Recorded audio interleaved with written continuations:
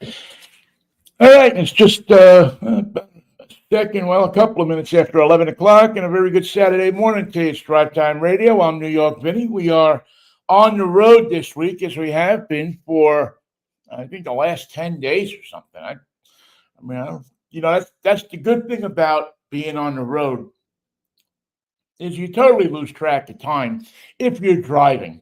I mean, I don't know if it works the same with air travel or if you're on a ship or something like that. Well, I've been on a ship and I lost track of time. Matter of fact, I sat in my apartment for 2 days and lost track of time. So maybe time and me don't exactly mix, as you can tell by the show being scheduled for 11 o'clock and coming on at 11:04. But we are here. We're alive. We're happy. And good morning. I hope you had a good week and a good Labor Day holiday last week.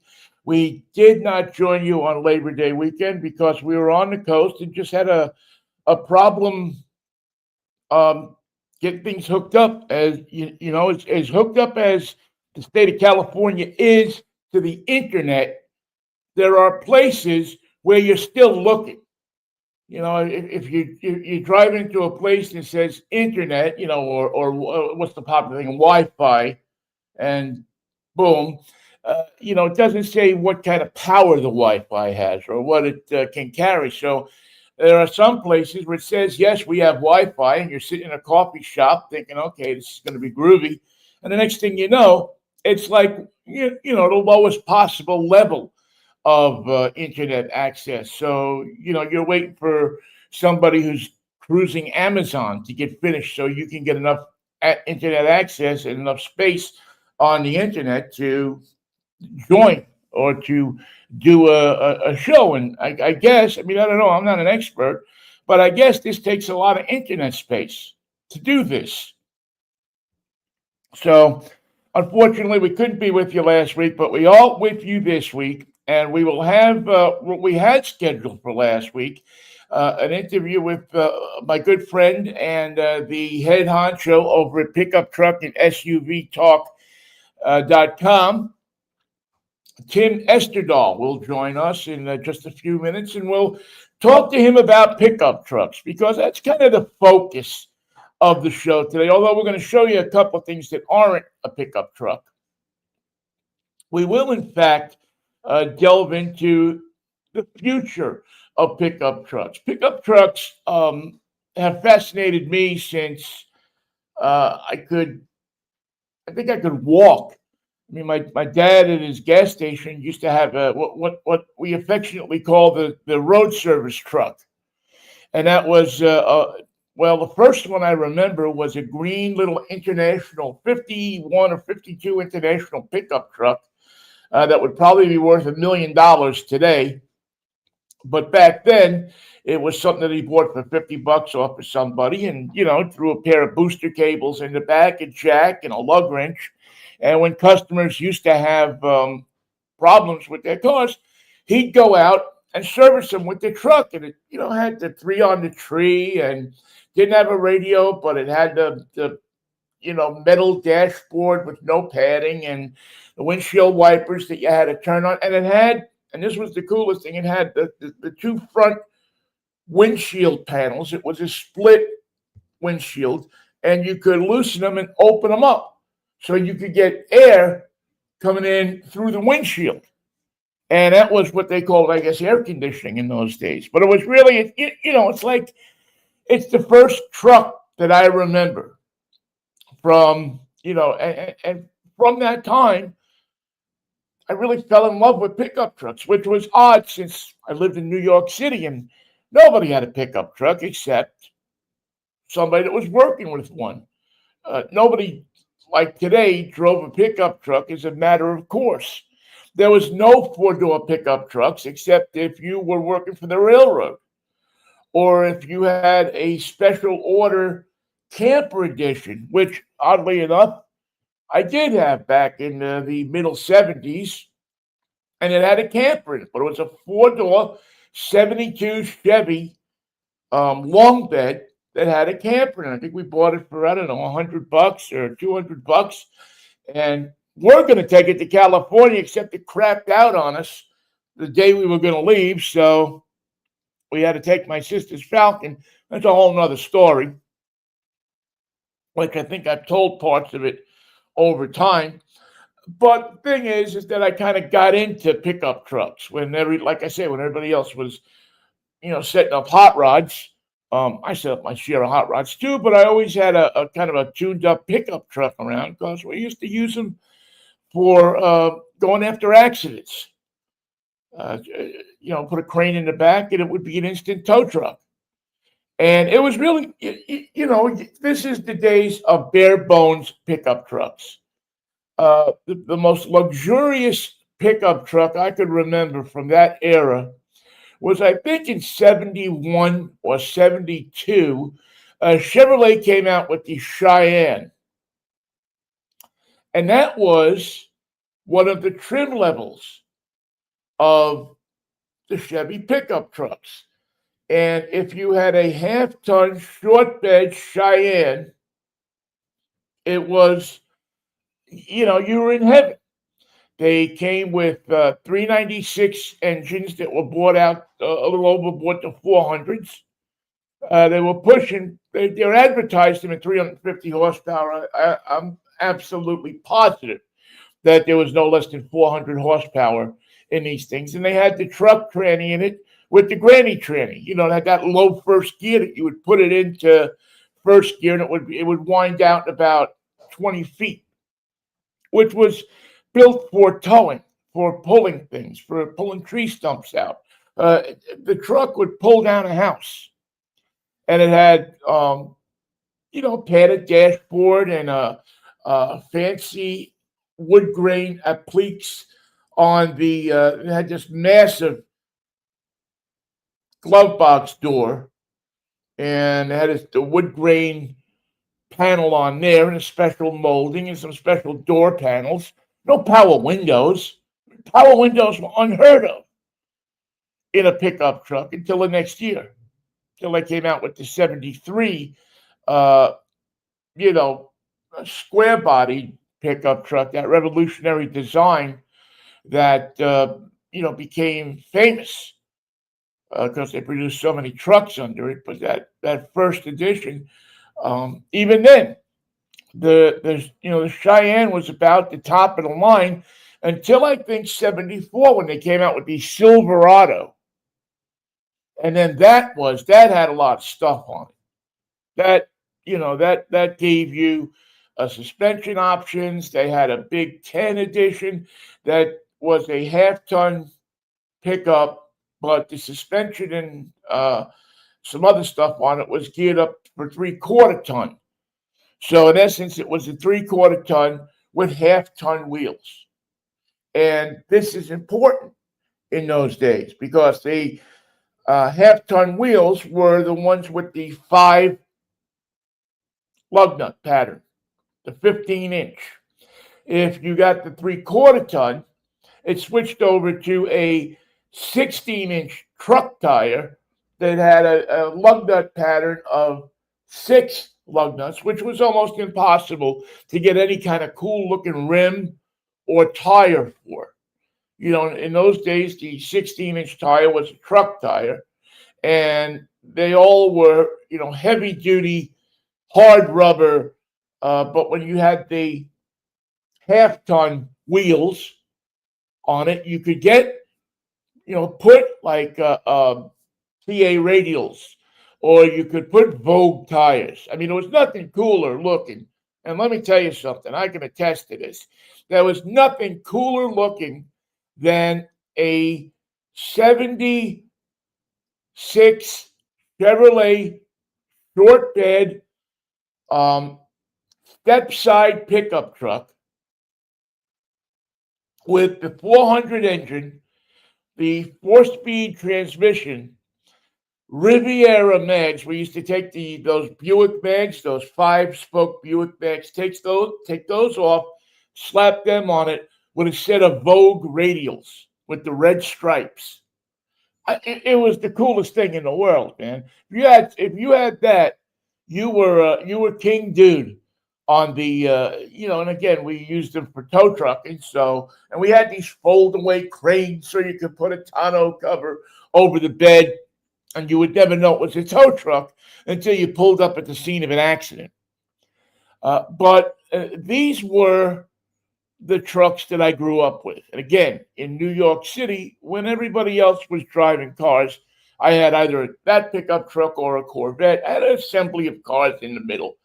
But those were the those were the cars, and I've been in love with pickup trucks, like I say, ever since that time. It amazes me to see how popular they have become in this day and age, and how everybody has discovered them now. And all of a sudden, everybody's got to have a pickup truck, whether you're living in the city, whether you live in Manhattan, or whether you live on the prairie. It's one common thing that unites us all is that there's somebody that you know, somebody in your family, somebody that you've asked to help you move on a Saturday that owns a pickup truck. And so for me to see this, to see the now commonality of the pickup truck was kind of cool. I really enjoy it. The problem is that the trucks that we see today, the pickup trucks that we see today, are nothing like the pickup trucks of days of yore. What is yore? Anybody know what yore means? Um, it didn't. The pickup trucks were smaller. You could, in fact, park them in a city parking space. They were about 3/4 of the size of a typical pickup truck today, and it has the big tires, and it's a 3/4 ton or a 1 ton. It was half the size of it. You go to a car show and look at some of the old pickup trucks, and you'll see that there are vehicles there, trucks that look diminutive compared to the big, trucks that we look at today, even the Chevy Silverados, which I think they have Silverado now, and then they have WT, right? Work truck, 1500. That's probably the closest thing to what they have, but they're huge. Then in the late 60s, early 70s, came along Datsun and Toyota with their pickup trucks, and they were like their cars, small, little, almost like toys. And they were really cool because in the urban environment, again, if you were, on the ranch or something like that, maybe it didn't serve your purpose. But if you were a craftsman, if you were a workman, if you were somebody that loved pickup trucks and you lived in the city, these trucks were wonderful and they came along at the right right time because they didn't use a lot of gas. They were 4 cylinders. They were manual transmission. I don't even know if the first couple of years you could even get an automatic transmission in the Toyota Hilux or the Nissan or Datsun. I forget what they even called it at that point. It might have been just the 1500. And those trucks were all over the place. Now, so much so that after a couple of years, Chevy got together with Isuzu, I think it was, and brought out a truck called the Love, the LUV.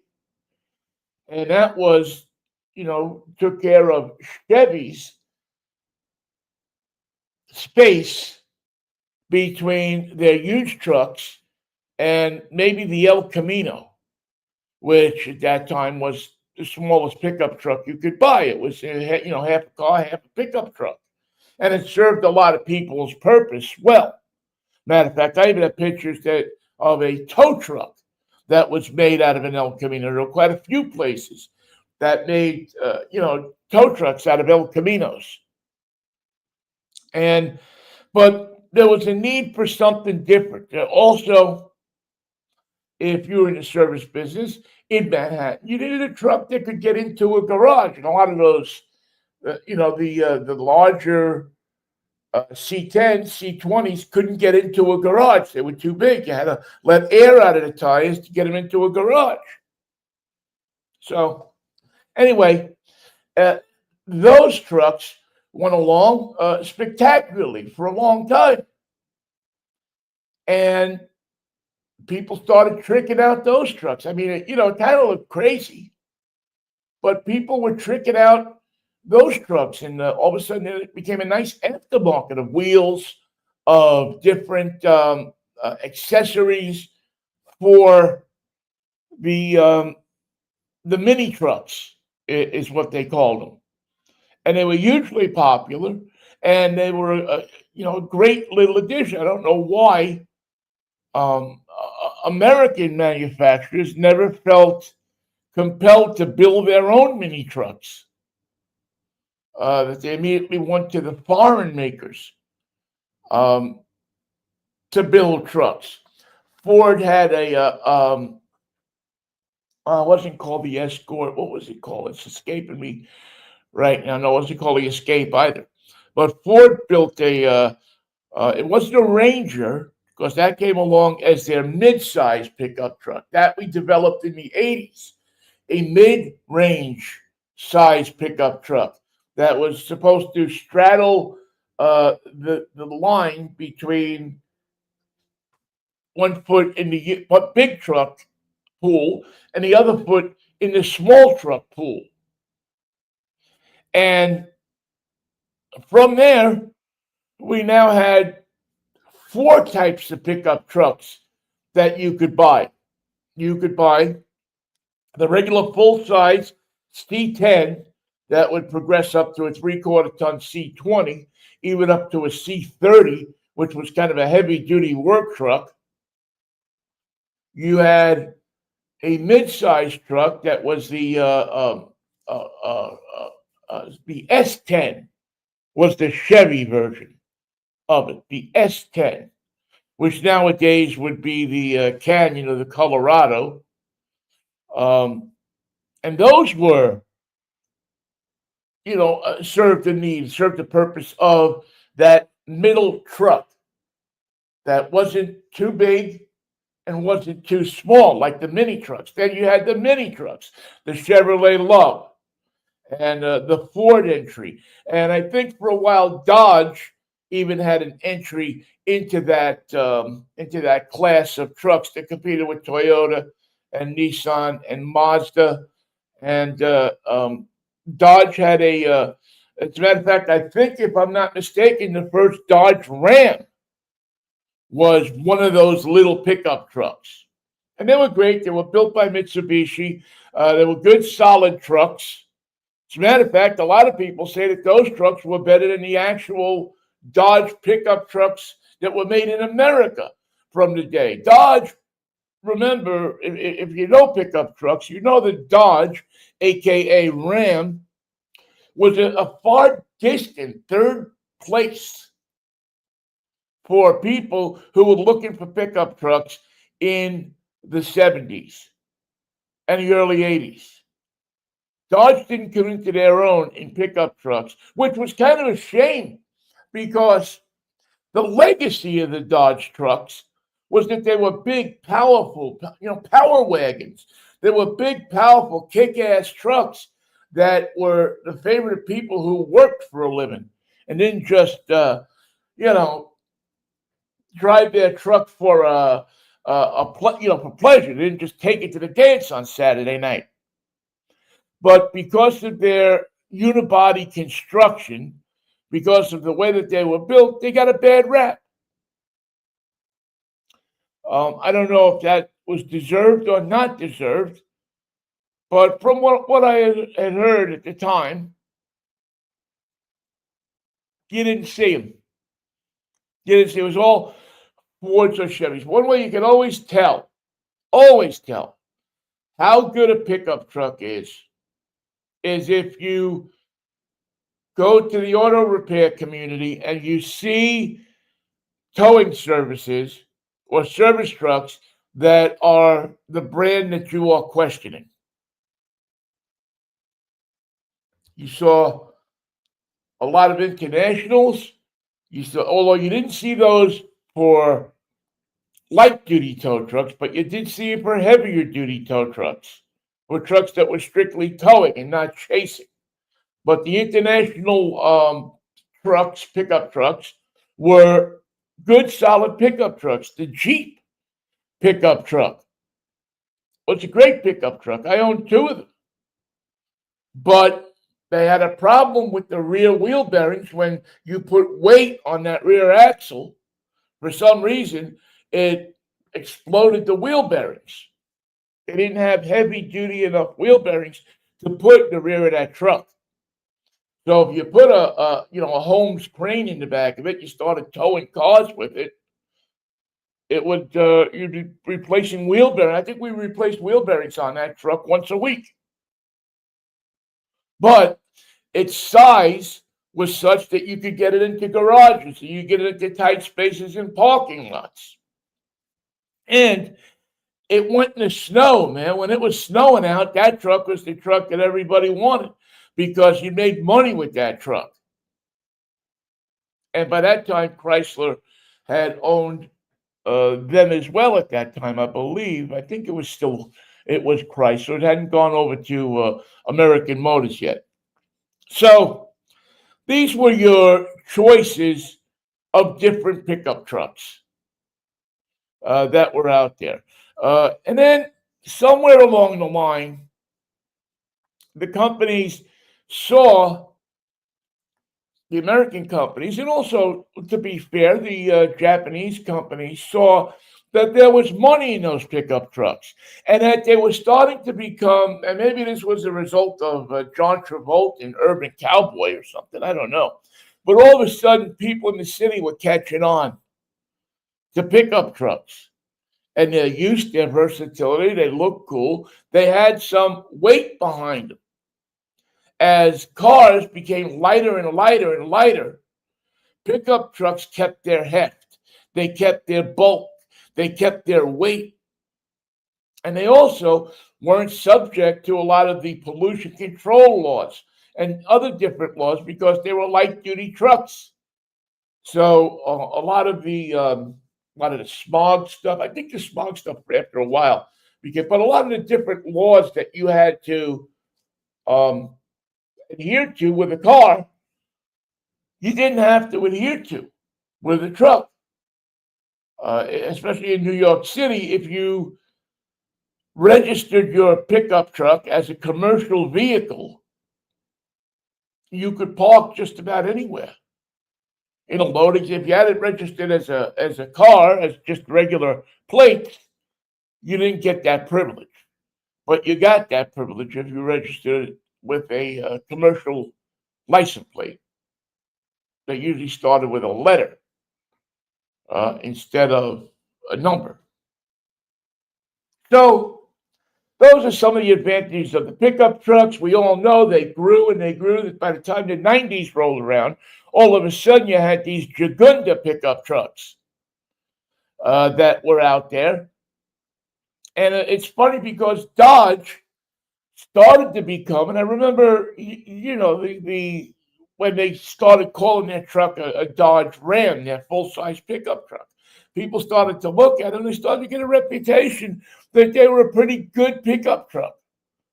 I don't know that you wanted to use one for your everyday commerce, but if you were looking for a pickup truck because you wanted a pickup truck because it was cool, the Ram, the Dodge, was a pretty good-looking pickup truck. And then after a while, they came out with this thing called, what was it, the Little Red Wagon, which was a bright red painted pickup truck with a Hemi engine in it and a four-speed transmission and wheels and little Western painting, lettering on the side in something that fit in the slats in the pickup truck bed that said Little Red Wagon. And it was a cool little truck, and it went. That truck flew. And you got into that truck, and they put low restriction mufflers on it, so it had a rumble to it. And at a time when muscle cars had been really relegated to no more than a name on a fender, I mean, Plymouth would be embarrassed for what they put out as a road runner in the 80s. And all of a sudden, the pickup trucks is where you could have some stretch. You could buy accessories for the pickup truck. You could turn a pickup truck into a pretty decent hot rod. And in America, with a lot of open spaces and a newly knocked down 55-mile-an-hour speed limit, a pickup truck or a GMC Cyclone or a Ford heavy duty, not heavy duty. What do they call a Ford? I forget what they called the Ford. But those trucks now were where the hot rodders were going. All of a sudden, the hot rodders and the people who wanted to go fast were looking at pickup trucks. At the same time, four-wheeling started to come into. America discovered the East Coast and the West Coast discovered what the people in the middle of America had been doing for a long time, climbing up mountains, finding lakes that had no access road to it except for a dirt road. And lo and behold, the truck to get there was the pickup truck. The car to get there was either a Jeep or a pickup truck. And a pickup truck with four-wheel drive became immensely popular. And so that is kind of the place where we got to. They kept making them faster. They kept making them bigger. They were throwing Hemis in them. They were throwing everything at them because it was the new sign in a world where there wasn't a heck of a lot of things to be macho about. And people weren't building 55 Chevys anymore. They now were restoring. If they had got a 55 Chevy that was a hot rod, they were ripping all the hot rod stuff out of it and restoring it back to its original condition. It's when all of these restoration part places started to take off. Because the idea now, the craze is that you don't beat the crap out of these cars. You have fun in these cars, but you don't beat the crap out of them. You restore them to something close to original condition. And that was the way it went. And the trucks got bigger, got faster, got more accessories. I mean, by the time the middle 90s rolled around, you got into a pickup truck and you thought you were getting into the cab of a Cadillac. In the 70s, the club cab, Ford introduced that in, I think, 76 or 77 into the F-150. And if you had an F-150 long bed with a crew cab, you could take now your kids in the back seat. It no longer was just a truck for going to work. Now it was a family machine. Women started to like driving pickup trucks. So the tide had turned, and the tide said to America, here's something that you can opt out to your individuality. You have metal around you so that you can go faster with less fear that you're going to get hit. A lot of people say, well, if you get hit in that thing, you're all right. Because it's got a lot of metal around it. It's got a lot of protection. It may not handle as well as a car, but now you had companies that were working on suspension packages and handling of these trucks. So now you had huge pickup trucks that had suspension systems, four-wheel drive systems that made these things handle as good as a car. As good, I mean, not sports car like yet, but certainly, certainly a lot better than if you would have gotten one of these things in the 60s and you had to turn the wheel 5 or 6 times to get it to go lock to lock. It really was a stunning improvement over the course of 10 years, which got us kind of to where we are today, where we look at and also the manufacturers. Let me say this: the manufacturers also noticed that people would pay more for these trucks. People would pay more money, and it became a huge profit center for the car companies and the dealers. You could, you know, let's say 10 years ago, 15 years ago, for $40,000, you could buy yourself a pretty tricked out, off the showroom floor, opted outright truck with stripes and sliding windows and gun racks and padded dashboards and custom seats and just a really beautiful truck. You could personalize them. You paid for it, but now the truck had moved into kind of that where the car was in the 60s, where you could go and you could order, special order certain types of engines, certain types of transmissions, certain types of suspension. If your dealer knew how to work with an order sheet, he could build you, or you could build you, a pretty nice pickup truck that was pretty cool, an awesome truck. So that is kind of where we got to today. And then all of a sudden, with COVID coming and everything, we saw the prices of the pickup trucks go high because the manufacturers realized, knew that they could sell those trucks for more money. The people willing to pay lots of money for those pickup trucks. They were willing to pay $90,000 for a pickup truck, which I still think is ridiculous. But there were pickup trucks out there that were tilting the scales at 90 grand. And they were selling them. People were taking out second mortgages on their houses to buy them. So that's how we got to where we got. The pickup truck got to where we are. The pickup truck became a symbol for America. It became a sign that you were a flag-waving American, that you were somebody who wanted utility out of their vehicle, that wanted some way, somehow, to show everybody that we're not like those Europeans with them little cars, that we have class and we have dignity and speed and sports car handling and all of that kind of stuff out of our pickup trucks.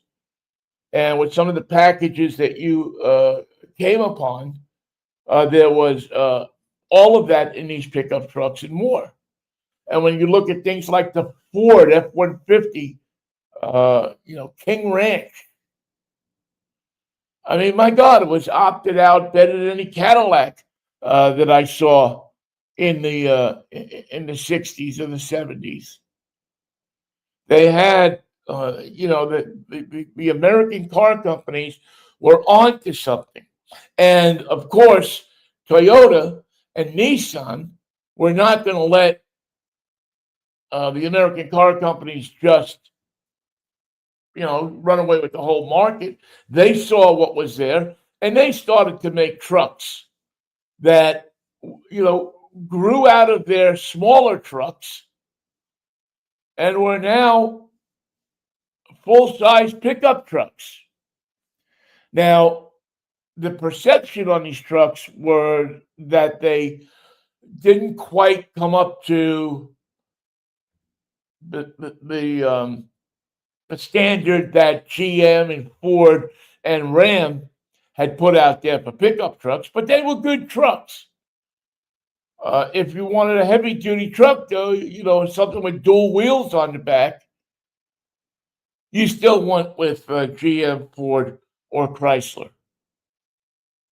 Those were the trucks that you had the confidence in. And part of that was, and I've seen extensive research and stuff on this, that the brand loyalty in pickup trucks was phenomenal. Chances are, if you owned a Ford, your father owned a Ford, his father owned a Ford, and his father owned a Ford. Very rarely did you see somebody who owned a pickup truck cross over, a guy that owned a Ford F-150 cross over and buy a Chevy, a Silverado, or a Custom Deluxe, or any one of the different models. Brand loyalty was as huge as anything. When we were kids, you saw, your father, your grandfather owned an Oldsmobile, or in the case of General Motors, it was interesting because the whole idea behind General Motors was that you start out in a Chevy or a Pontiac, and then you work yourself up to an Oldsmobile or a Buick, and then finally you aspire to and get, when you've made it in the world, a Cadillac. That's there was this chain of what you bought, and there was a direct correlation to your income, to your stats. Well, you didn't have that as much in pickup trucks. Now, there were some people that went from Chevys to Toyotas and Nissans because the price point was good. Generally, you bought a Toyota T100, which would nowadays, I guess, be the Tacoma. You bought those at a lesser price to entice people to buy them. They had to sell them almost at a loss so that they could drag people in to get it, because the old thing of, well, it's $5,000 cheaper than the Chevy, a light kind and quality Chevy. But people still didn't have the faith in the Japanese brands to say that, yeah, I like this. I'm not going to worry about an axle split. I'm not going to worry about this. I'm not going to worry about that. It's just as good as an American product of the same kind. Couldn't get there yet. It would take a little more time for them to get there. But again, with the price point, they made the price point such that people would stop by the showroom and look, and every once in a while somebody would buy. And it really stressed the fun aspect of buying a truck. And the next thing you know, those brands started to grow as well, as America really went truck crazy. And so that gets us pretty much to where we are today, as the trend we see now starts to reverse itself. As we now see a cry for a smaller truck, a truck with less options, a truck with crank windows, a truck with not a lot of frills, a truck that'll get the job done without a lot of snazzy stuff in it. And that's something that the manufacturers are recognizing and that we are seeing. And we see that especially with, and again, it's funny because they weren't as much of a hit. Well, I'll take that back. The Hyundai product, the Santa Cruz, was not as much of a hit, which is the SUV that they cut the back out of, and it's for all intents and purposes an SUV with the rear roof cut off, and of course they have refined it and built it to pickup truck specification. It's really a fine pickup truck, but there are some limitations with it. Ford, on the other hand, in looking and re-examining the smaller truck market, both companies improved on their mid-size, what we call mid-size pickup trucks, and came out with newer models of the Ranger and newer models of the S10. Well, they didn't call it S10; they called it a Canyon or a Colorado. The Chevy was the Colorado, the GMC was the Canyon, and they came out with these models that were smaller, that kind of went back a bit to the basics in the Ford Maverick. It's a smaller, lighter, less complex truck that is really, built on a car platform. It's a unibody. It's built on a car platform, but yet it's a very, very serviceable truck if you are a business that is looking for that kind of utility, that kind of smaller truck that parks easy in the streets, that fits into a garage, that will save you money on gas because it gets good gas mileage, and it gets it has strength, and has a bed, and a lot of the utility that you find in a bigger pickup truck, you find in a smaller pickup truck in a non-heavy duty setting. That's you can't say to yourself, I'm going to buy a Ford Maverick and start thinking you're going to tow a 30-foot trailer around, or a 40-foot trailer. It's not built for that. It's built mainly for the person who has always wanted a pickup truck, but didn't want a truck that you couldn't see over the hood of the truck, that you needed 20 cameras to back it into a parking space, that you could still turn around and put your arm over the back seat, but they wanted it to look cool. They wanted the utility of being able to go to Home Depot on the weekend, or go to an antique store, or go garage sailing, thrifting, I think they call it thrifting, right? Go thrifting and fit a dresser or a headboard or something like that into the back of the truck. And that's kind of where we are now. Now, in a minute, we'll talk to our good friend Tim Esterdahl and we are going to run a little long today, but that's okay.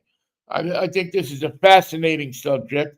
I think it's something that people are looking to the future for, looking at the market and trying to figure out what's going on. Even the car companies, I think, are looking at the market and trying to figure out what's going on with pickup trucks.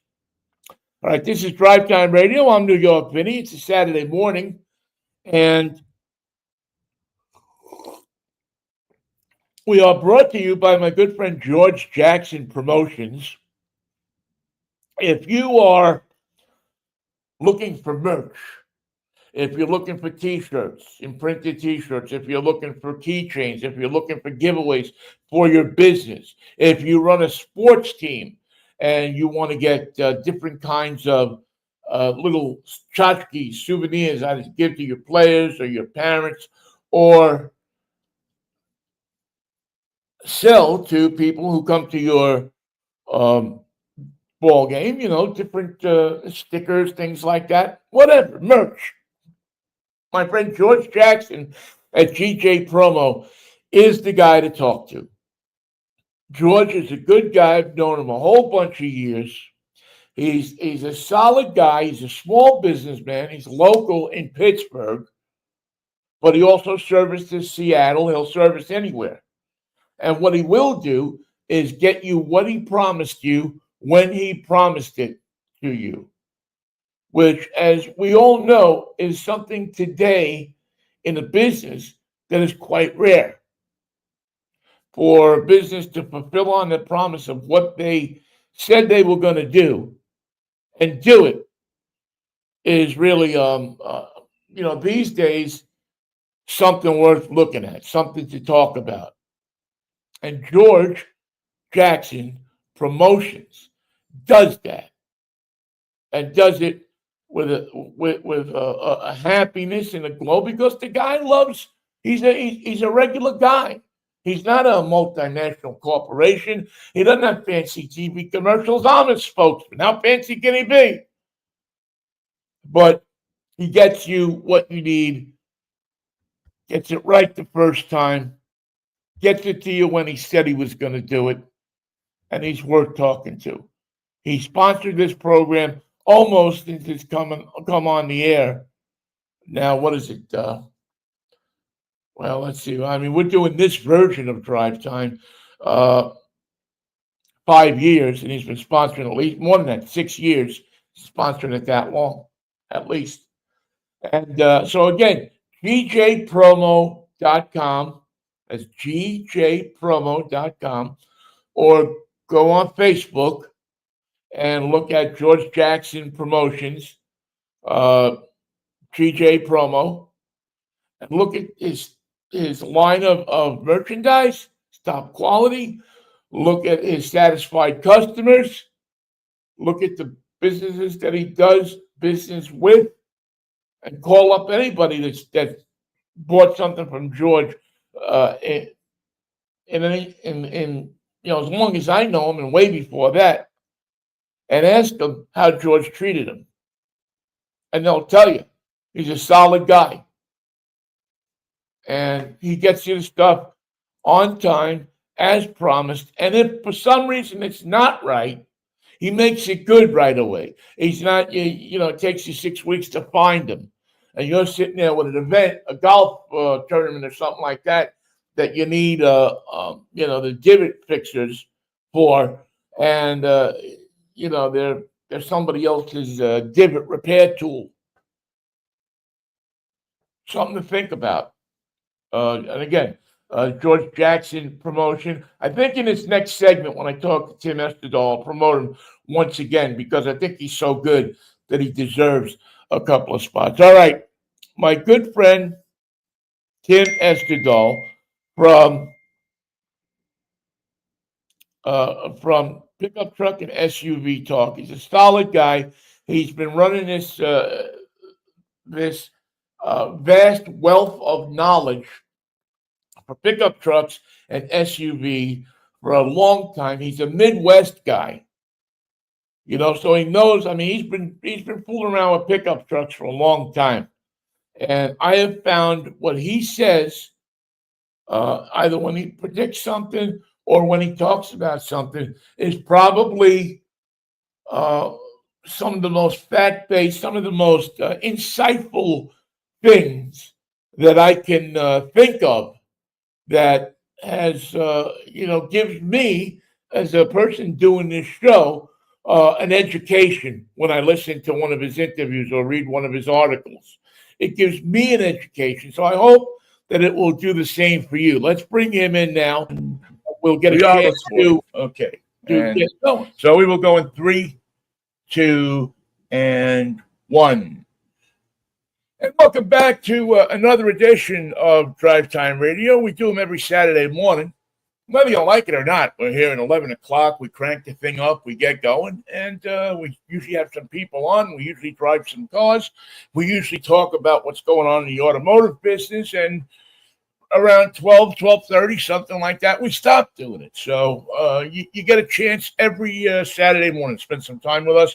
We appreciate it if you do, and our advertisers appreciate it if you do. And we appreciate if you participate in whatever they're selling, as long as it's legal. We have some strange people that advertise on this show sometimes, but we love them.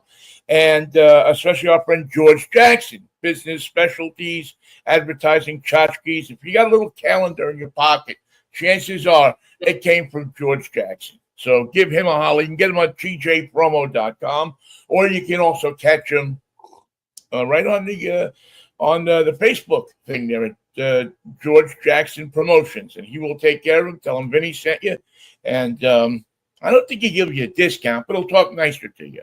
Our next guest, our gentleman that's continuing on our uh, annual Labor Day tribute to the pickup truck.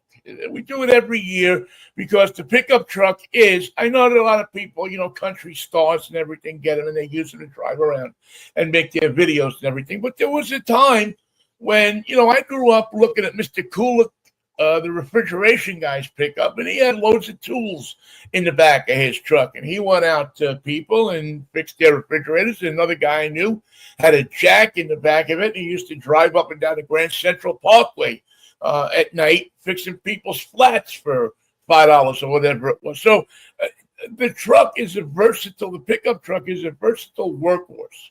And there was a time when you didn't go and check an options list of 9 million things on. The question was automatic or stick.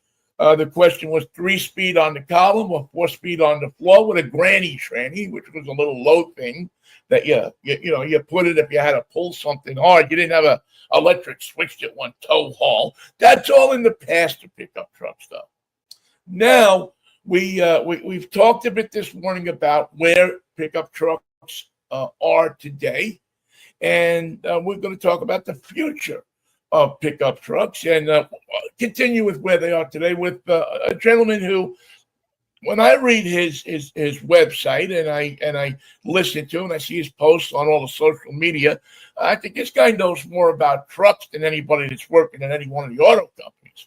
To be honest, I don't know why he's not making trucks. Tim Esterdahl is with us. He is the man who runs PickupTruckTalk.com, Pickup Truck Talk and RV, because they also branch out into not RVs but the SUVs.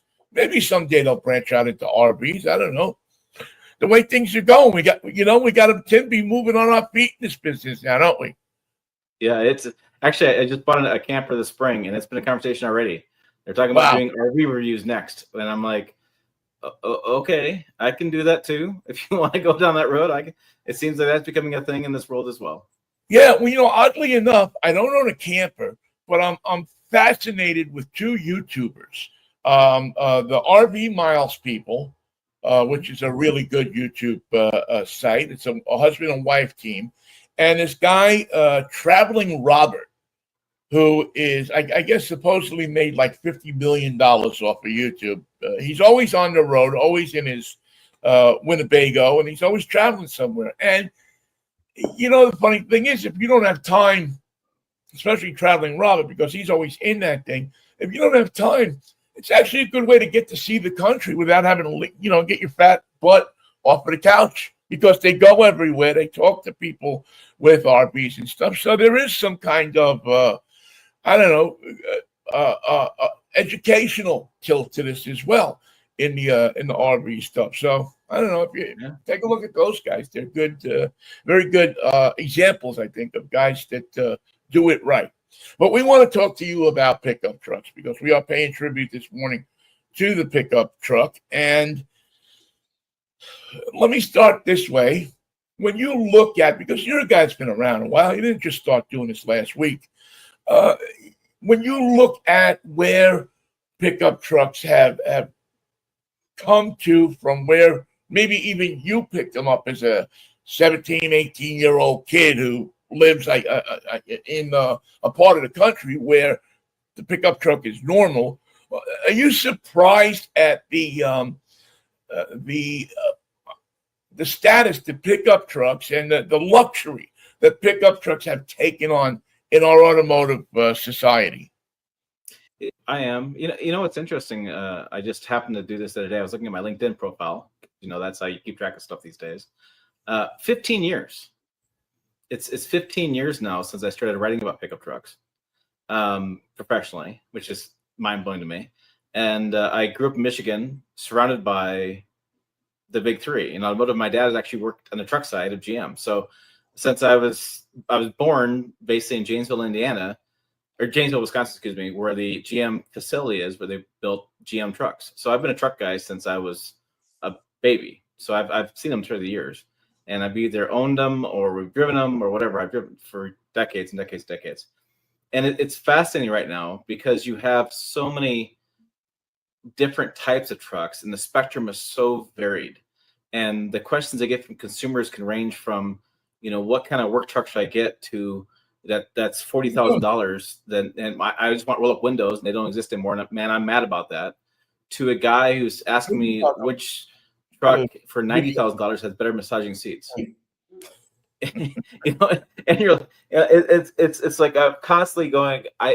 How do you respond to these people as far as discussion points? And it is bizarre, and the customer needs are so varied. It's fun talking to like the heads of these companies, and I discuss with them like, where's the top end number these days? What's too much? And they look at me and they're like, we don't know. Yeah, we keep throwing more junk in these things, and you guys keep buying them. So when you guys stop buying them, that'll be the top price point. We don't know. We keep adding more stuff. I mean, I remember when I first started. Well, first started going to auto shows a lot. It was back probably in 2018 when Ram came out with their first like really luxury truck. We had the big screens and such. And I walked up to Bob Hegbloom, who was the CEO of Ram at the time, and I said, I didn't know if you were describing a truck or a Chanel handbag, because the similarities were just the same. I mean, he's talking about headliner material. Like, when in the history of trucks have we discussed what the headliner material was? Like, how is that a thing? Yeah. It blows me away to think that, because I've had similar conversations about components and dashboard padding, patterns on a plastic facade. I remember when the big deal was, if do you want the wood grain panel in the dashboard facade of the Silverado, or are you okay with just the plain brushed metal in the custom deluxe, in a Chevrolet? It's amazing. And I would tell you that stuff doesn't matter, and I would tell you I'm lying, because I've talked to customers who that's a decision point for them. That is something that they have analyzed, and my writing has changed. My videos have changed. My work has changed because I have to get granular to that detail sometimes, and I'm just like, why? But then I go to real world and talk to real world consumers, and they are cross shopping that kind of stuff. It's bizarre, but that's where we're at. But if you're a guy who's going to spend $80,000 or $80,000, whatever, 80,000 is basically the top for the gas and diesel trucks as far as half tons. 3/4 ton, 1 tons go a little higher, and EE half tons go higher than that. But if you're the guy going to spend that kind of money, then yeah, you care about that little detail. You care about that stuff, and it's interesting because there's a lot of people that I think are jealous about those guys spending that much money. It's what I get from the comments. But that guy's going, I want to buy something. I want to be nice. I've worked hard for my money, my life. I want to make sure this is what I want. And they're very particular about that stuff. Yeah, I mean, it's amazing just the type of, again, going back to the things that you care about in a truck, to think about, do you care whether you have a Bowers or Wilkins or any other kind of stereo? I remember when we used to rip the stereos out and take one out of a Cadillac and stick it in the dashboard. We thought that was, or if we got some good birthday money, maybe we went down and bought an Alpine at the car stereo store and spent the Saturday afternoon sticking it in behind the dashboard. Let me throw this. I looked up Crutchfield the other day. Crutchfield, they still have a website. They stopped about 2004, I think. They stopped because they all went the integrated infotainment screens, and there's just no competition for that from Crutchfield, But right. Crutchfield still exists. that was shocking. And Crutchfield, for those who don't know, it's a catalog that people that they would send out that had every kind of car stereo component that you could think about. When now I go back. This will probably make you laugh. I go back far enough that I remember buying a reverb switch from J.C. Whitney and sticking it in drilling into the bottom of my dashboard so I could have it would sound like wah, wah, wah, wah, wah, wah, wah, when you listen to AM radio. But it was, and again, this was a truck that had an AM radio, and that was an add-on that wasn't in the dashboard. We had put it in with a piece of metal strap. And but that's how far these trucks have come, where we don't even consider options like that to be unusual to see in a truck. And as a matter of fact, we kind of bluster, I think, when we don't see a full boat of options in a pickup truck, and unless you're working for the utility company or something, And even then, a radio is going to be in there, a heater is going to be in there, air conditioning is going to be in there, and power windows, power brakes. They're all going to be in these trucks now. Yeah, I would also tell you, I'm surprised how much the evolution and how quickly it's come. So even in the past, people want to say, how far trucks have come in like 30 years. I would even say in the past 5 to 8 years, they've come really fast. I mean, I just had a GMC Sierra EV just last week. And even that is so nice. And it's even the speed of evolution there is so nice. And I take people back and think about the old farmers. I live in Nebraska now, surrounded by a lot of farmers. And they had 2 vehicles. They had the work truck on the farm that was a big hauler that they couldn't drive to town because it would just rip apart your inside. It just rolled like a tank, Then they had either a small little pickup to run about the farm with, or they had a sedan. And the sedan had better fuel economy, it rode nicer. And so on a nice day, they had picked the days they could drive to town because they couldn't, if it snowed or whatever, they had a hard time getting to stay in town. And so they have these 2 vehicles making 2 payments. You have 2 engines to maintain, 2 things going on. Now they've merged into 1 vehicle. Now you can have this truck, pickup truck. So I put the 2 names together. Basically, this 1 pickup truck that you can take and work around the farm with as a runabout truck, or work around the farm with, and you can drive the town. So people are going, man, why do these trucks get so nice? I don't need all this crap. I'm just going to use it for around town kind of, around the farm kind of stuff. Well, because people wanted more. They wanted not to have 2 vehicles maintained, and now you have a good fuel economy in a truck. That was not a thing. When I was growing up, fuel economy was not a thing. They didn't even talk about it. Now I can get mid 20 mile per gallon out of a full-size truck. You go back and tell like people from your generation, you get 20 miles per gallon truck, they'd be like, you're insane. They wouldn't believe you at all. You'd be the nutcase from the future. They'd lock you in the insane asylum there. It's not possible. So now you're going, wait a minute, I can get good fuel economy. I can drive the town. I can take a road trip with it. That's nuts. What are you talking about? And then, hey, I can actually drive it around town and not feel like I'm driving this beat up old work truck. And my wife likes it too. Yeah. But, she'll drive it. And she can drive it.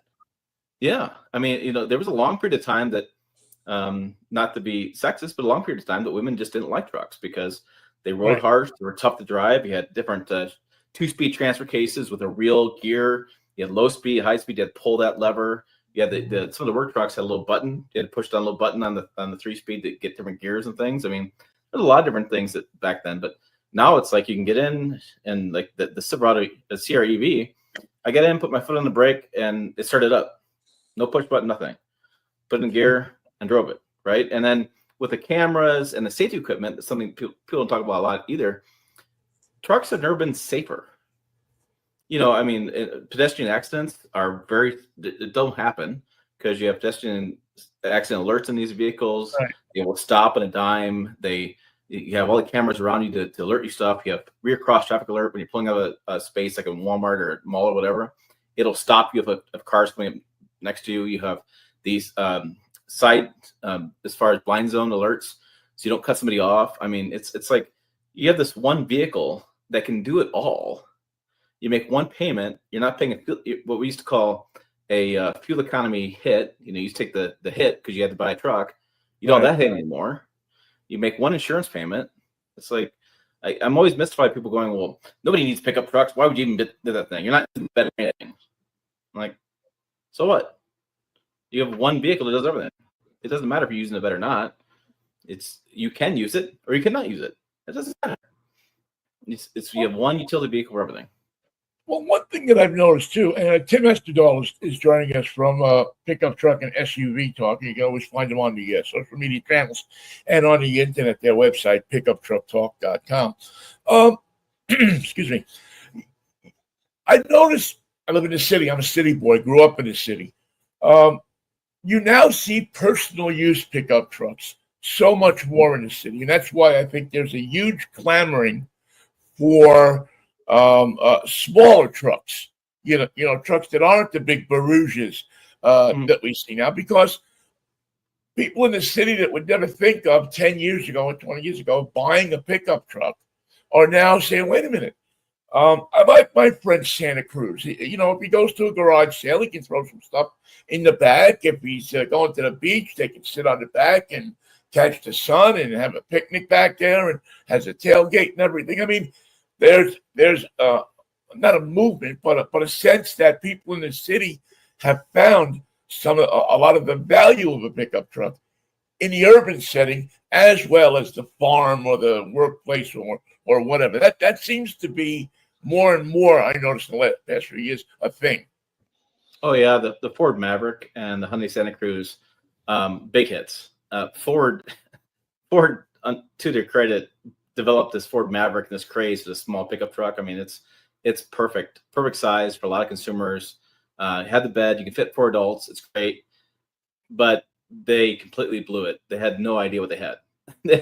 They were like, oh, we have to increase production. Wait, what? People, this is exciting. You mean an under $30,000 little small truck that gets 40 miles per gallon on a hybrid is a hit? What are you guys talking about? Are you guys serious? Oh wait, we should bid some more. Yeah, it's phenomenal to me. That is the biggest success story in the past 5 years, and it's the funniest thing that Ford had no clue that it was going to be that big of a hit. Well, now, to Ford's credit, I don't think they had an idea what a big hit the original Maverick was as well. I think they kind of blew that one. Yeah, they completely blew it. 50 years ago, they had no idea if they put a set of stripes on it and called it the Grabber, that they might have something that would sell in the showrooms. I find the unfortunate part, there's no other competitors still. It's like that segment is still one of the hottest segments out there, and there's always whispers of Toyota doing something. Toyota has currently there's a couple stories in the media circulating. I haven't even bothered reporting on it because it's every year Toyota is like, hey, we need a little PR. Okay, somebody whisper we're going to work on this truck again, and everybody writes it up, and it's like, and Chevy's got in this. What's interesting is the Latino markets, they actually saw a vehicle called the Montana. And it's actually a smaller compact truck. Globally, smaller compact trucks are actually a big hit.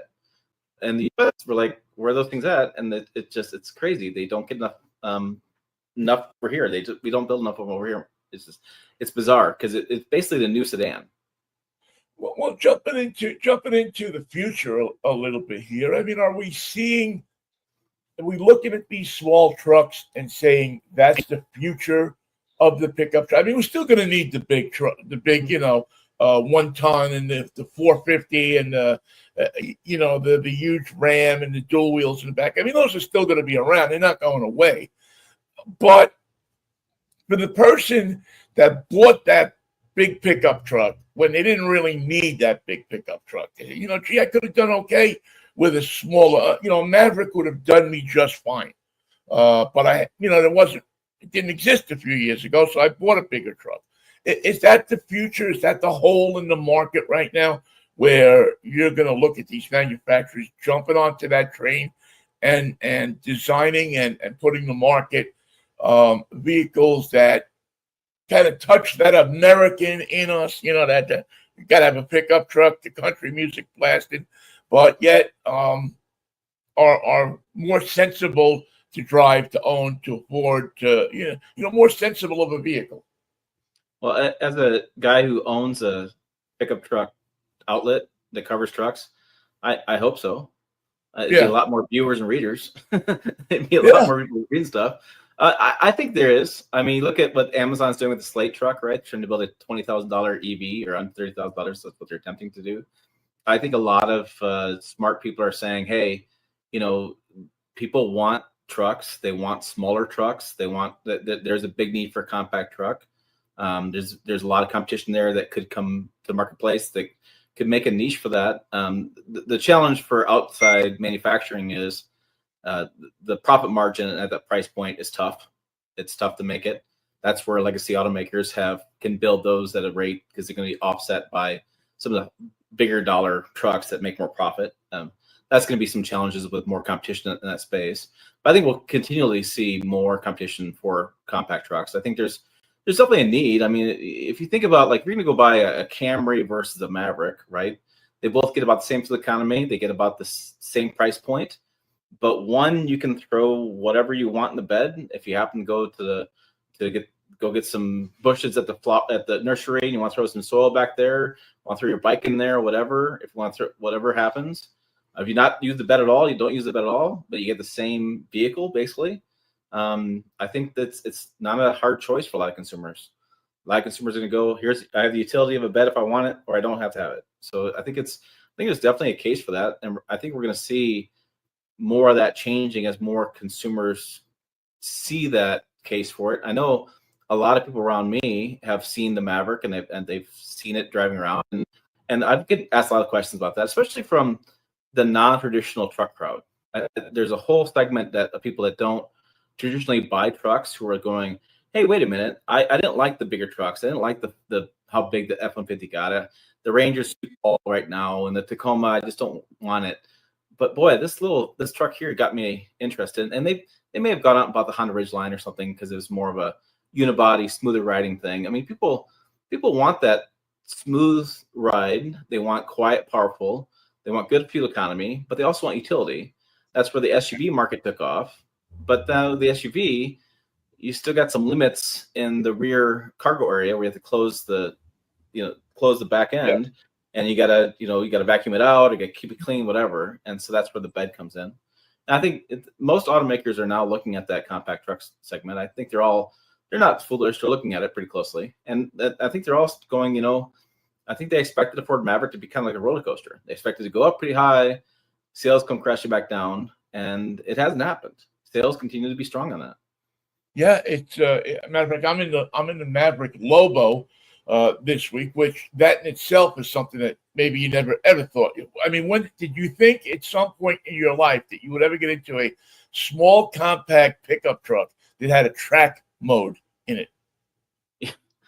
That one's a little crazy to me. They're definitely going very niche on that one, but I'm like, you know what? Go for it. Go for it. Go try it out and see if there's customer base for it.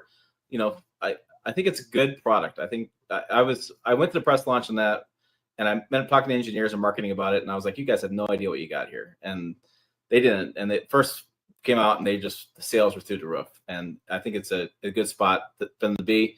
They got a great hit right there, and Ford does a great job building trucks. What's the future? Where are we going with pickup trucks? Are we going to continue to have, really, if you think about it, a 3-tier system, much as we did in the 60s with big car, compact car, small car? Now, except that those vehicles will have a bed in the back and a tailgate, as opposed to, or are we going to see one of these? Can all three survive in a pickup truck in the sales environment of the United States these days? I think we'll see all three. I think we'll see a compact, a midsize, a full. Actually, technically we have 4 for consumers. We have a compact, a midsize, a full size, and heavy duty size. I think what we're going to see more so is we're going to see a consolidation of some powertrain options. I think we're going to see in the compact size, it'll be hybrid only. I don't think we're going to see much turbos anymore. I think people are just going to go hybrid because it just makes more sense. I think in the midsize, we're going to see everything going turbocharged and maybe some hybrid in there. Full size is going to be a collection of different powertrains. I think we're going to start seeing V8s are going to make a strong little comeback here and there, as Ram's trying to do. But when you look at power and efficiency, inline sixes, turbocharged engines, I'm a big fan of GM's Max diesel. Really good fuel economy out of that. I would hope to see more diesel in the 1500 options. Ram killed theirs, Ford killed theirs, but I think they were premature in killing their options. I think we'll see more hybrid versions in the full-size market. GM's talking about doing a plug-in hybrid. I don't see that being successful at all in the full-size market, but they're going to try it. And in the heavy-duty space, I don't think they're going to do much with those powertrains. There's some changes coming for 2027 to reduce some of the NOx gases in the 2027 engines and change up some of the emissions warranty. I think we're going to see some more changes in the heavy duty as far as engines go. They'll be a little bit more complex than they are today, but I don't think that'll change as far as the trucks themselves. We'll still need those kind of trucks. Will they remain to be a statement for people, or will it kind of, because a lot of times I see pickup trucks, no matter what size they are, as a statement for people, be it a political statement, be it a whatever kind of statement. Now, I think the political statement thing is a bit oversold to people. That it's if you're a Trumper, you're this, and if you're this guy, you're that, or this kind of woman, that. But will they continue in the future to define who we are, or will it just kind of fade back and become just more of another tool in our tool bag? I recently went to a truck show this summer and took my truck over there and put it in there, and it was a mixture of farm kids and people my age, whatever, and I will tell you, this younger generation is still loving the modifying their trucks and making a statement. We had the teenage diesel bros got together, and they were all dressed certain ways, and they modified all their diesels, and they were rolling coal and black smoke, and they were doing their exhaust, and there's still a truck culture is alive and well, I will say, in the younger crowd. As you get older, there are some people that still like modifying, lifting, and stuff. I don't. I'm older and I'm short, so lifting trucks for me is not something I enjoy doing because I'm 70-year-old guy is not fun to watch trying to get into a lifted truck. Yeah, it's not my thing anymore. It's just not the case. But no, I would say even more so. I think there's a strong truck culture in the younger generation. They have a lot of love for their trucks, and it's interesting. I think they actually spend more on their trucks than they do their houses. Wow. I think there's a period of time in the 80s and 90s where it was all about your clothing and your house and your shoes and things.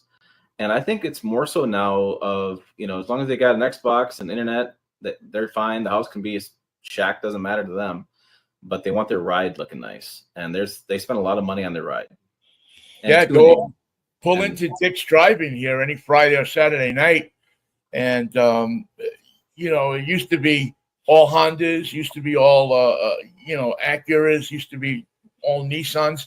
There's kind of been, I've noticed maybe in the last year, 2 years, that the smaller pickup trucks, the old, was it not B210, but the little Mazdas and things. Those little Mazdas and stuff.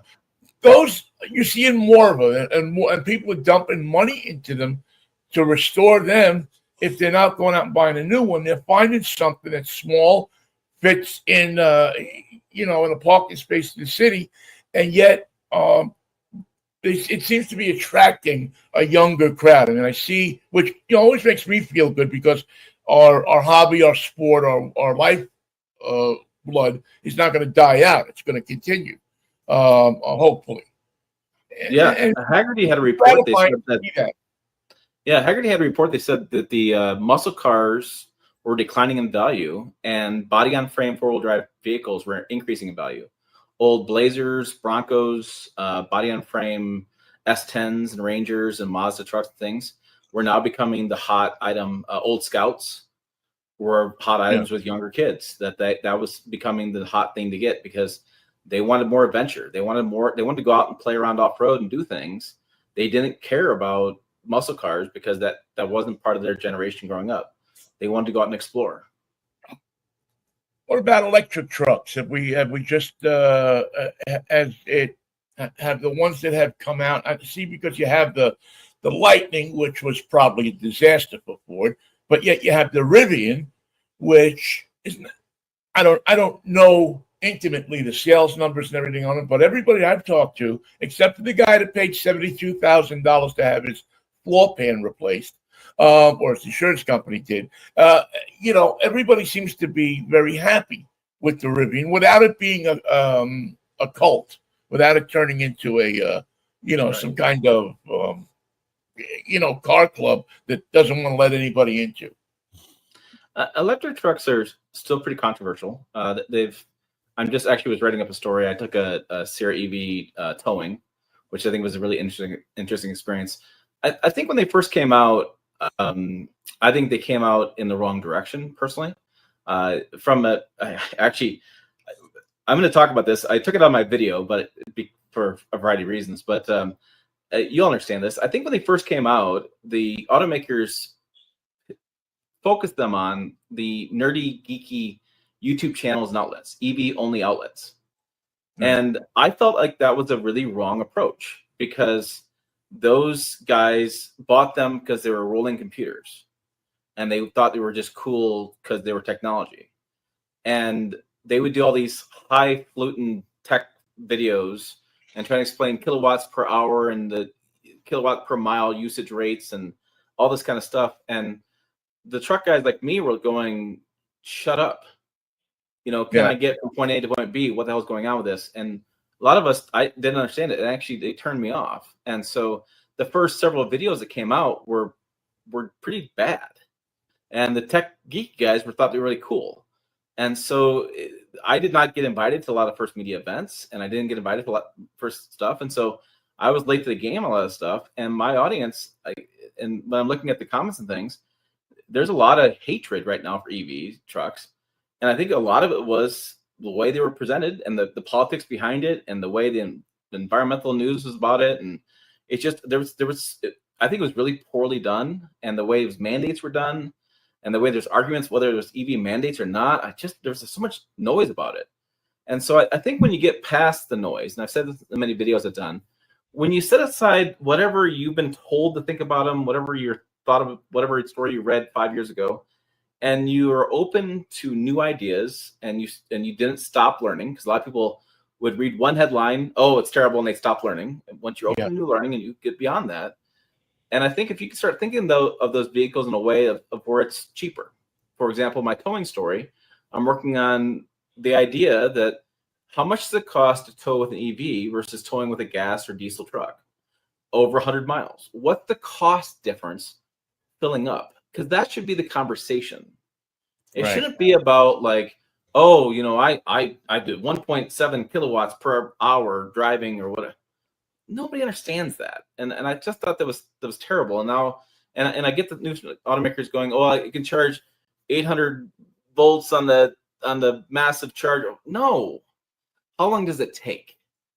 Okay, does it take 4 hours?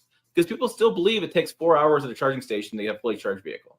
My cousins still believe it takes them 12 hours to charge an EV when they stop at the gas station or whatever the charging station is. We need to move the conversation along.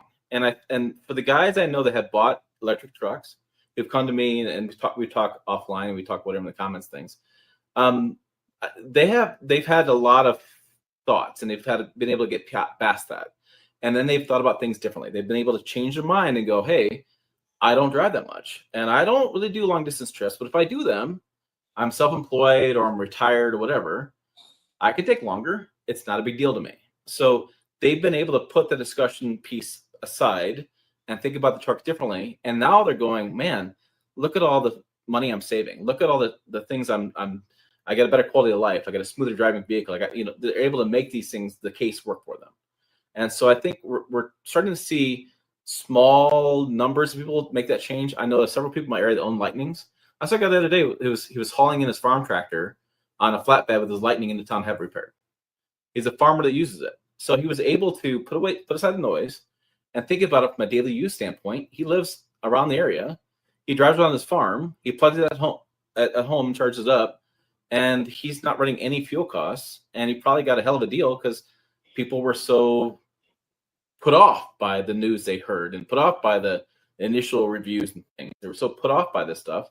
And the way it was presented was just a bad presentation by most of the automakers and most of the geeky people. I think that the way the rollout was just poorly done. Yeah, I would absolutely agree. And then when you mix that in with the politics of it all, it really, I don't think it sent a death blow to the electric trucks, but it certainly made the work of getting people to look at them and consider them a lot harder for everybody. For people that like to present the stuff, for people that like to drive it, for people that have to sell it. It just made it made what should have been a pretty joyous. I mean, I'm sure that there were people that didn't like the original Maxwell when it drove down the street in 1910.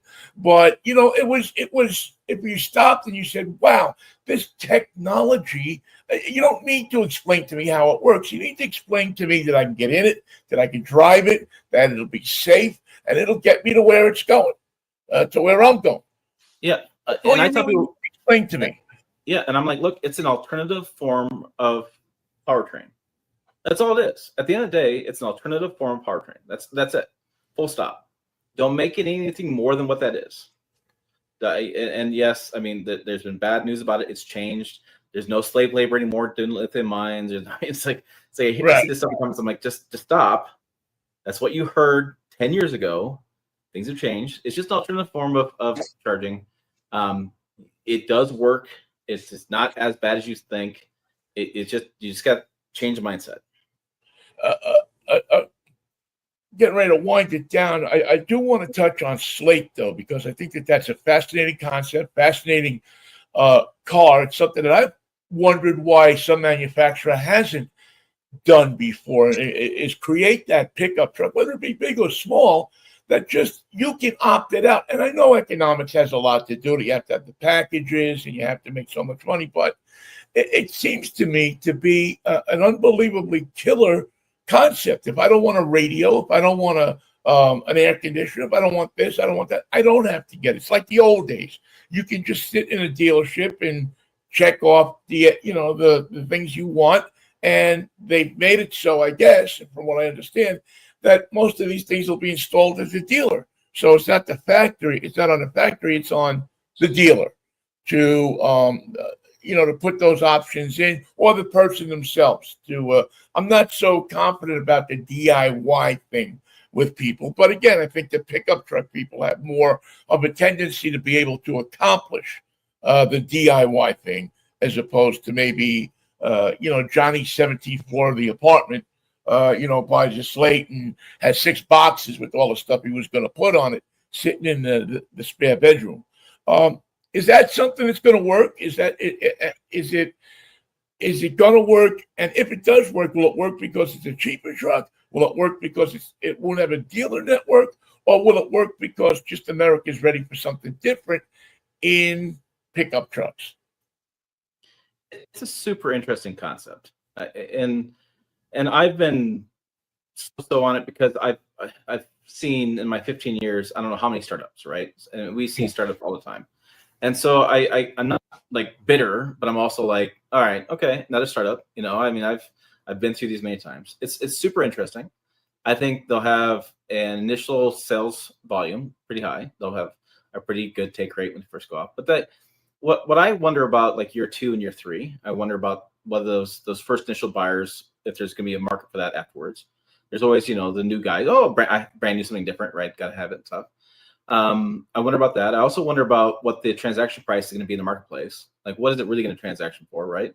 So they're promising this under $30,000 truck, but once people start actually adding options to it, what's that price point going to be?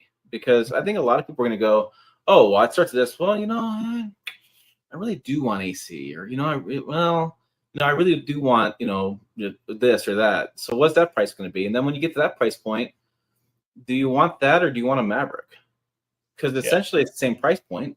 So you start going, okay, well, I want to get the Maverick and I get that included, and I get 40 miles per gallon. Okay, I get an EV though. I get the EV, but I got to charge this. Do I have a charging at home? Do I have places to charge? And 40 miles per gallon, that's not a lot of gas. So you got to, weigh the differences there, whether EV is exciting for you or not. I mean, there's definitely a point there. I think losing the federal tax credit is going to really hurt Slate. I think that's going to really damage your business. Globally, when I've seen the numbers, whenever a country drops their tax credit, as far as on EVs, the EV market crashes. It's a bad deal. So I'm really skeptical on what the EV market's going to look like after September 30th, to be honest with you. So I'm scared, nervous about that. And it's also, whenever you try to start a car company, it turns out it's really hard. Rivian's learned this. RJ scared, the CEO has gone out and said, he's like, it turns out it's really hard. It's not so easy. It's really, that's why the Rivian's like $100,000. Because it's a tough thing to do. It's cool, it's different, but it's hard. It's hard to get, what do you do for warranty repairs? What do you do when you have to do a recall? What do you do when service comes up? What do you do? I mean, there's a lot of questions that go on that. So it's a hard thing to do. And I know consumers, want that Tesla-like experience, right? They want to be able to buy something on their phone. They want to have the Amazon deliver it next day, like with the drone, and they want to press the button and have service come out right away.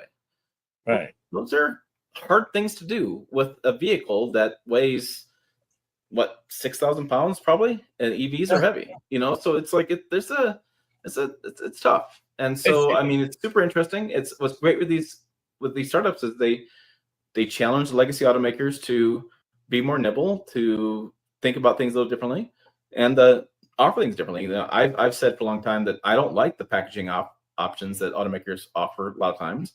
I want a cold weather package that includes heating steering wheel, heated seats, all in one package. The Chevy Colorado really made me mad. They had you could add, for example, heated seats in one package. Then in another package, you had to add the heated steering wheel. And meanwhile, you get a load of crap and you add another little crap. So you had all these features you didn't want just to get the two features together.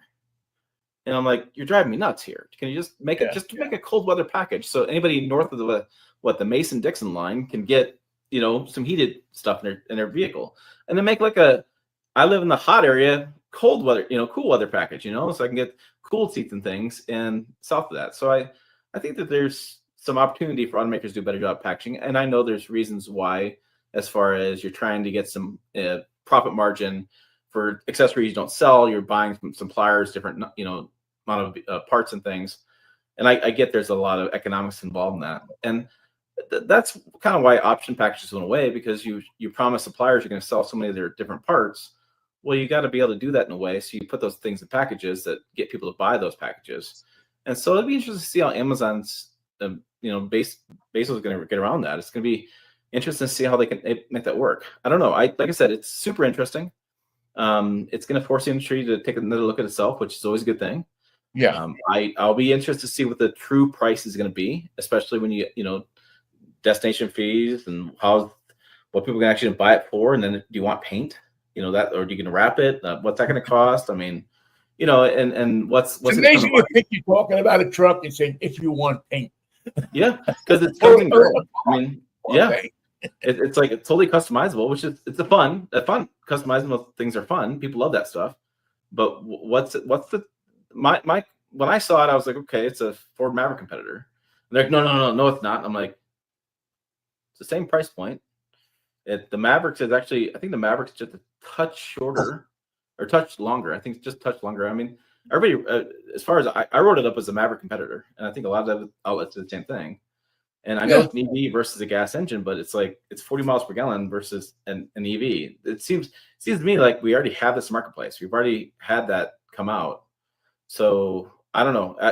Again, I'll be interested to see what happens, but I definitely do think that losing the federal tax credit could be something that that Slate could point to and say, "Oh, sorry, we're going to have to delay this because of the tax credit." And then the ongoing trade war with China is putting a lot of concerns about getting EV battery supplies over here, magnets over here, which are critical to automotive overall, but also especially critical to EVs. So I could see delay for sure coming to the slate, but I don't know. We'll see. Like I said, I'm here in Nebraska and with my bag of popcorn, I'll watch it all unfold.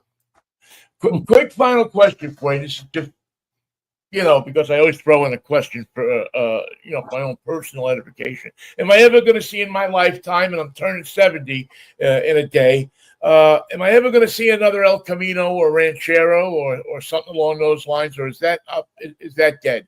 Is that I know you see them in the Ute in other countries and things like that, but am I ever going to see my favorite kind of car ever come back as a new car, a half a boy and half a man, I like to call it. The El Camino, that half a car, half a truck, or should I just find a nice one and rebuild it and keep my memories to my memories? I'd go find a nice one and rebuild it. Okay. Yeah, I think with the sedan market being not so hot, and with the compact trucks coming up and being hot, and I just don't see it coming. Okay, well, I would have to ask that one question that the personal edification, Tim, it's been great to catch up with you, man. I always appreciate when you got time to come on the show. Again, if you're gonna buy a truck, if you want to know about trucks, if you need anything to know, if you have a desire to know more about pickup trucks and not just point at him and go, look at that guy, what he bought. You know, if you want to learn about what's going on in that world, pickup truck and SUV talk. I mean, you can't get a better. I mean, again, I'm looking at the website and it's just all sorts of diverse stories about the truck and its role in our society, which is what I like. You learn more about the role in our society in these trucks, and they every model year they seem to play more of it. So thank you for coming on with us. I appreciate it, and take care of yourself. Good to see you. There we go. Tim Estadal joining us on Drivetime Radio with some insightful thoughts about the pickup truck and where it is going in the future. Will we continue to see the big barouches that we see as we run across the street in terror in the crosswalk in front of them? All right, that's going to put another edition of Drivetime Radio into the books. We thank you so much for listening to and watching on the internet our show. We will be back next Saturday morning. We'll be back home. We get off the road this week. It's been a spectacular trip. You can follow me along on Facebook, on Twitter, and or X, whatever they're calling it these days, and Instagram with the travels of the rest of the way up the coast. We are going up the coast in our, but Mazda's CX-50, which is a pretty nice road car. I got to admit, I'm really fallen in love with this car as far as a road car that you can, well, to be honest with you, you can sleep in, move the stuff over to the side, has good driving dynamics, so it keeps you interested when you are driving the car. It's good on gas and it's comfortable, which is really what you want when you're driving something up the, not just the interstates, but up the roads that aren't so interstatey, up the 101s of the world,